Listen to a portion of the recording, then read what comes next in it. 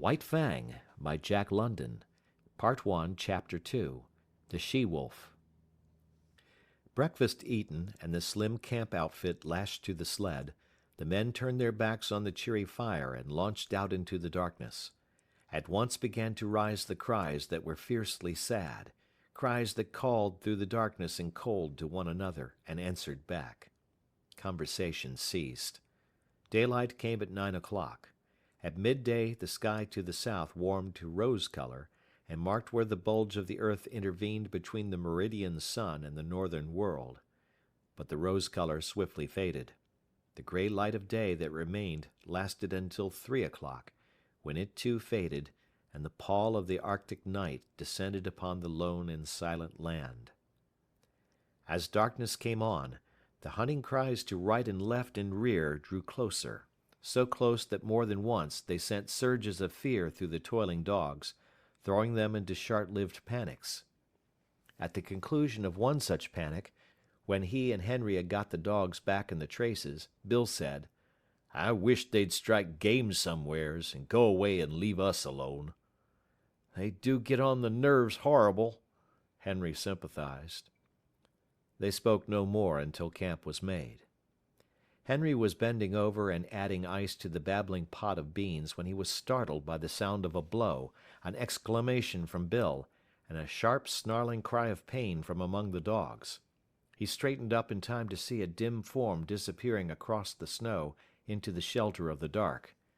Then he saw Bill standing amid the dogs, half triumphant, half crestfallen, in one hand a stout club, in the other the tail and part of the body of a sun-cured salmon.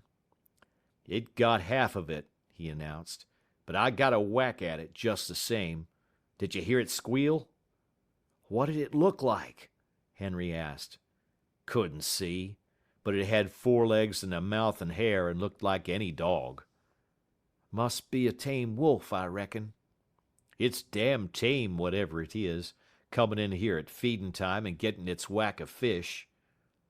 That night, when supper was finished and they sat on the oblong box and pulled at their pipes, the circle of gleaming eyes drew in even closer than before. "I wish they'd spring up a bunch of moose or something and go away and leave us alone," Bill said. Henry grunted with an intonation that was not all sympathy, and for a quarter of an hour they sat on in silence, Henry staring at the fire, and Bill at the circle of eyes that burned in the darkness just beyond the firelight. "I wished we was pullin' into McGurry right now," he began again. "Shut up your wishin' and your croakin'," Henry burst out angrily. "Your stomach's sour. That's what's ailin' you. Swallow a spoonful of sody, and you'll sweeten up wonderful and be more pleasant company." In the morning Henry was aroused by fervid blasphemy that proceeded from the mouth of Bill. Henry propped himself up on an elbow and looked to see his comrade standing among the dogs beside the replenished fire, his arms raised in objurgation, his face distorted with passion. "Hello!" Henry called. "What's up now?" "Frog's gone," came the answer. "No!" "I tell you, yes." Henry leaped out of the blankets and to the dogs. He counted them with care, and then joined his partner in cursing the power of the wild that had robbed them of another dog. "Frog was the strongest dog of the bunch," Bill pronounced finally. "And he was no fool dog, neither," Henry added. And so was recorded the second epitaph in 2 days. A gloomy breakfast was eaten, and the 4 remaining dogs were harnessed to the sled. The day was a repetition of the days that had gone before. The men toiled without speech across the face of the frozen world. The silence was unbroken save by the cries of their pursuers, that unseen hung upon their rear. With the coming of night in the mid-afternoon, the cries sounded closer as the pursuers drew in according to their custom, and the dogs grew excited and frightened, and were guilty of panics that tangled the traces and further depressed the 2 men. "There, that'll fix you fool critters," Bill said with satisfaction that night, standing erect at completion of his task. Henry left the cooking to come and see. Not only had his partner tied the dogs up, but he had tied them after the Indian fashion, with sticks. About the neck of each dog he had fastened a leather thong. To this, and so close to the neck that the dog could not get his teeth to it, he had tied a stout stick 4 or 5 feet in length. The other end of the stick, in turn, was made fast to a stake in the ground by means of a leather thong. The dog was unable to gnaw through the leather at his own end of the stick. The stick prevented him from getting at the leather that fastened the other end. Henry nodded his head approvingly. "It's the only contraption that'll ever hold One Ear," he said. "He can gnaw through leather as clean as a knife and just about half as quick. They'll all be here in the morning hunky-dory." "You just bet they will," Bill affirmed. "If one of 'em turns up missing, I'll go without my coffee." "They just know we ain't loaded to kill," Henry remarked at bedtime, indicating the gleaming circle that hemmed them in. "If we could put a couple of shots into 'em, they'd be more respectful. They come closer every night. Get the firelight out of your eyes and look hard. There! Did you see that one?" For some time the two men amused themselves with watching the movement of vague forms on the edge of the firelight. By looking closely and steadily at where a pair of eyes burned in the darkness, the form of the animal would slowly take shape. They could even see these forms move at times. A sound among the dogs attracted the men's attention. One Ear was uttering quick, eager whines, lunging at the length of his stick toward the darkness, and desisting now and again in order to make frantic attacks on the stick with his teeth. "Look at that, Bill," Henry whispered. Full into the firelight, with a stealthy, sidelong movement, glided a dog-like animal. It moved with commingled mistrust and daring, cautiously observing the men, its attention fixed on the dogs. One Ear strained the full length of the stick toward the intruder and whined with eagerness. "That fool One Ear don't seem scairt much," Bill said in a low tone. "It's a she-wolf," Henry whispered back, "and that accounts for Fatty and Frog. She's the decoy for the pack. She draws out the dog, and then all the rest pitches in and eats 'em up." The fire crackled. A log fell apart with a loud spluttering noise. At the sound of it, the strange animal leaped back into the darkness. "Henry, I'm a-thinkin'," Bill announced. "Thinking what?" "I'm a-thinkin' that was the one I lambasted with the club." "Ain't the slightest doubt in the world," was Henry's response. "And right here I want to remark," Bill went on, that animal's familiarity with campfires is suspicious and immoral." "It knows for certain more'n a self-respectin' wolf ought to know," Henry agreed. "A wolf that knows enough to come in with the dogs at feedin' time has had experiences." "Old Villain had a dog once that run away with the wolves," Bill cogitates aloud. "I ought to know. I shot it out of the pack in a moose pasture over on Little Stick. And old Villain cried like a baby. Hadn't seen it for 3 years, he said. Been with the wolves all that time." "I reckon you've called the turn, Bill. That wolf's a dog, and it's eaten fish many's the time from the hand of man." "And if I get a chance at it, that wolf that's a dog'll be just meat," Bill declared. "We can't afford to lose no more animals." "But you've only got 3 cartridges," Henry objected. "I'll wait for a dead sure shot," was the reply. In the morning Henry renewed the fire, and cooked breakfast to the accompaniment of his partner's snoring. "You was sleeping just too comfortable for anything," Henry told him, as he routed him out for breakfast. "I hadn't the heart to rouse you." Bill began to eat sleepily. He noticed that his cup was empty and started to reach for the pot. But the pot was beyond arm's length and beside Henry. "Say, Henry," he chided gently, "ain't you forgot something?" Henry looked about with great carefulness and shook his head. Bill held up the empty cup. "You don't get no coffee," Henry announced. "Ain't run out?" Bill asked anxiously. "Nope." "Ain't thinking it'll hurt my digestion?" "Nope."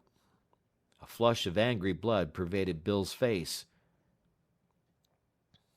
Then it's just warm and anxious I am to be hearing you explain yourself, he said. Spanker's gone, Henry answered. Without haste, with the air of one resigned to misfortune, Bill turned his head, and from where he sat, counted the dogs. How'd it happen? He asked apathetically. Henry shrugged his shoulders. Don't know, unless One Ear gnawed him loose. He couldn't have done it himself, that's sure. The darned cuss. Bill spoke gravely and slowly, with no hint of the anger that was raging within. Just because he couldn't chew himself loose, he chews Spanker loose. Well, Spanker's troubles is over anyway. I guess he's digested by this time and cavorting over the landscape in the bellies of 20 different wolves, was Henry's epitaph on this, the latest lost dog. Have some coffee, Bill. But Bill shook his head. Go on, Henry pleaded, elevating the pot. Bill shoved his cup aside. I'll be ding-dong-danged if I do. I said I wouldn't if every dog turned up missing, and I won't. It's darned good coffee, Henry said enticingly. But Bill was stubborn, and he ate a dry breakfast washed down with mumbled curses at One Ear for the trick he had played. I'll tie 'em up out of reach of each other tonight, Bill said as they took the trail. They had traveled little more than 100 yards when Henry, who was in front, bent down and picked up something with which his snowshoe had collided. It was dark and he could not see it, but he recognized it by the touch. He flung it back so that it struck the sled and bounced along until it fetched up on Bill's snowshoes. Maybe you'll need that in your business, Henry said. Bill uttered an exclamation. It was all that was left of Spanker, the stick with which he had been tied. They ate him hide and all, Bill announced. The stick's as clean as a whistle. They've ate the leather off 'em both ends. They're damn hungry, Henry, and they'll have you and me guessing before this trip's over. Henry laughed defiantly. I ain't been trailed this way by wolves before, but I've gone through a whole lot worse and kept my health. Takes more'n a handful of them pesky critters to do for yours truly, Bill, my son. I don't know, Bill muttered ominously. Well, you'll know all right when we pull into McGurry. I ain't feeling special enthusiastic, Bill persisted. You're off color, that's what's the matter with you, Henry dogmatized. What you need is quinine, and I'm going to dose you up stiff as soon as we make McGurry. Bill grunted his disagreement with the diagnosis and lapsed into silence. The day was like all the days. Light came at 9 o'clock. At 12 o'clock the southern horizon was warmed by the unseen sun, and then began the cold gray of afternoon that would merge 3 hours later into night. It was just after the sun's futile effort to appear that Bill slipped the rifle from under the sled lashings and said, You keep right on, Henry. I'm going to see what I can see. You'd better stick by the sled, his partner protested. You've only got 3 cartridges, and there's no telling what might happen. Who's croaking now? Bill demanded triumphantly. Henry made no reply and plodded on alone, though often he cast anxious glances back into the gray solitude where his partner had disappeared. An hour later, taking advantage of the cut-offs around which the sled had to go, Bill arrived.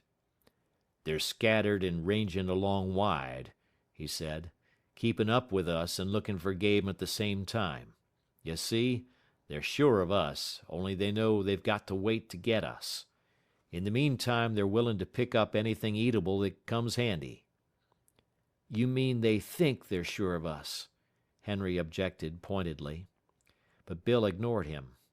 I seen some of 'em. They're pretty thin. They ain't had a bite in weeks, I reckon, outside of Fatty and Frog and Spanker, and there's so many of 'em that didn't go far. They're remarkable thin. Their ribs is like washboards, and their stomachs is right up against their backbones. They're pretty desperate, I can tell you. They'll be going mad yet, and then watch out. A few minutes later, Henry, who was now traveling behind the sled, emitted a low, warning whistle. Bill turned and looked, then quietly stopped the dogs. To the rear, from around the last bend and plainly into view, on the very trail they had just covered, trotted a furry, slinking form. Its nose was to the trail, and it trotted with a peculiar, sliding, effortless gait. When they halted, it halted, throwing up its head and regarding them steadily with nostrils that twitched as it caught and studied the scent of them. "It's the she-wolf," Bill answered. The dogs had lain down in the snow, and he walked past them to join his partner in the sled. Together they watched the strange animal that had pursued them for days, and that had already accomplished the destruction of half their dog team. After a searching scrutiny, the animal trotted forward a few steps. This it repeated several times, till it was a short 100 yards away. It paused, head up, close by a clump of spruce trees, and with sight and scent studied the outfit of the watching men.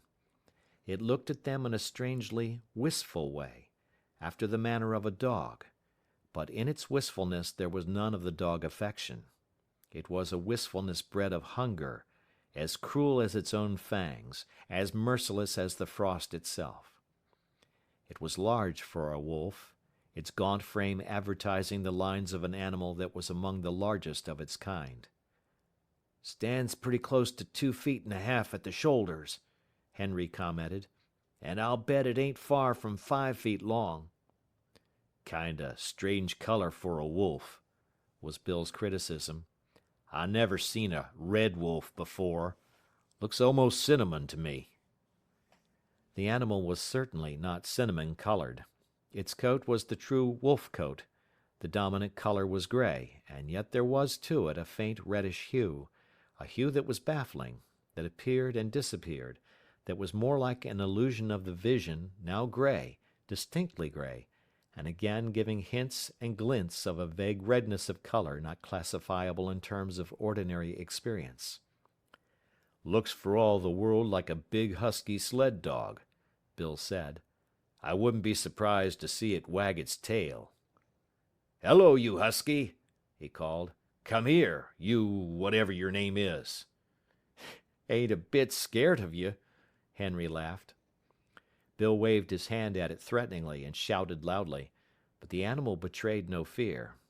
The only change in it that they could notice was an accession of alertness.